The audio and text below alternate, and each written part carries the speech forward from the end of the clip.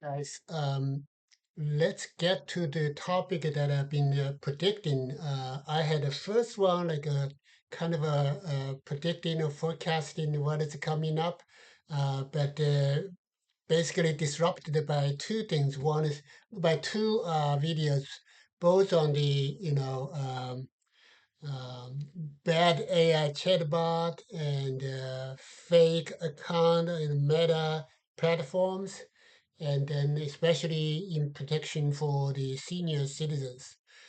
So let's get back to it. And I guess that this morning, one thing that I've been interested in is that looking at is that China just I saw because every day I pretty much not every day but almost every day that I read some news from China, and then there's one news that Beijing basically suddenly decided that no lower level of government should have policy papers or policy document you know of more than 5,000 words. This just like sounds to me. It's more like somebody, like Xi Jinping, wake up from his, one day from his nap, or one morning he wake up and decided to because China's economy is right now is facing some challenges. So that even the government, even the lower government, had to kind of to have a tight, make the budget tight, to cut down unnecessary spending. So this looks to me is more like a temporary, um, but that's the problem. That's the problem that the China and the Chinese for like whatever you said, 5,000 years or 3,000 years, they've never had a system that make it make it stable, make it predictable, and that's what the American is best. They're doing this. So the Confucians years ago, the 2,000 years ago, they was talking about we need to go. They have a famous Confucius has a famous doctrine called the middle ground, that we should, try to keep a balance, try to get all different target, different goals, and to go together to stay. The best way to do that is to stay in the middle. But if Confucius never actually uh, solved the problem how to stay, as maintaining the middle ground. The Americans actually, the U.S. legal system actually did what he has been dreaming about. Okay, if you look at the laws, the regulations, the rules, that you see that the American legal system is designed as such a nice balance. Try to combine different goals, different target, different end with the within the same system of legal system to make it, that really ruling by the law instead of ruling by the humans, by people. So one thing is actually the, it's a sharp contrast between U.S. American laws and Beijing's political command. Okay, the latter, the Chinese way of doing that, it seems like a very casual, like somebody, the leader, top leader, supreme leader, whatever you call that, wake up, decided that something need to be changed, and then that's it. They're gonna do the change, and then everybody else, okay, we'll follow that. But the American laws, they see that much shorter. If you look at this American constitutions, you know, like the 18th centuries, 17 something, right? I don't remember exactly.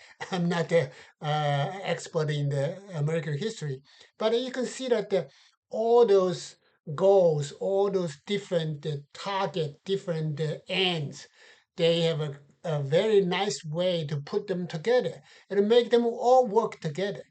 One thing it is very important is that the Chinese way of doing this is only provide a target for people criticism. For the Western countries, they say, okay, this is the suppressing, this is just the dictatorship.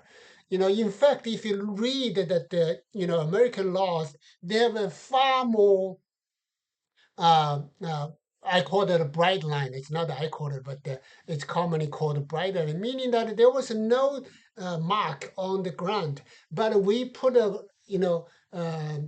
some line on the ground to make it easier, so make it bright, easier to see, everybody to see it. So, for example, stop sign, right? There was like, why would there be a stop sign there? Because you have an intersection, people all party, all the vehicles from different directions have to stop and then go, stop and see and go. So that's a safety for everybody. So the American legal system is very comprehensive. I want to emphasize this one. Comprehensive not because by the legal design, because the law is not designed to cover every aspect, every key moment of our life, every key interactions of the people. That's not a law is supposed to be started with like a few principles, doctrines, right? But what happened is that because the American culture is a very litigious culture, so that's actually people putting this together. They are doing this rule of law by contributing to the rule of law by raising all the issues, raising all the argument, the debate, and then you know the most common way to say that, let's go to the court. I'll see you in court, and then that's what then because the code of law has to react responded to the lawsuit. If you have some litigation, if you want to decide to sue it, and then the other party says we have prosecutors, we have defenders, and then you have two sides. That's it. Boom, you have to deal with it. And that's how, little by little, bit by bit, the American laws and regulations become very comprehensive.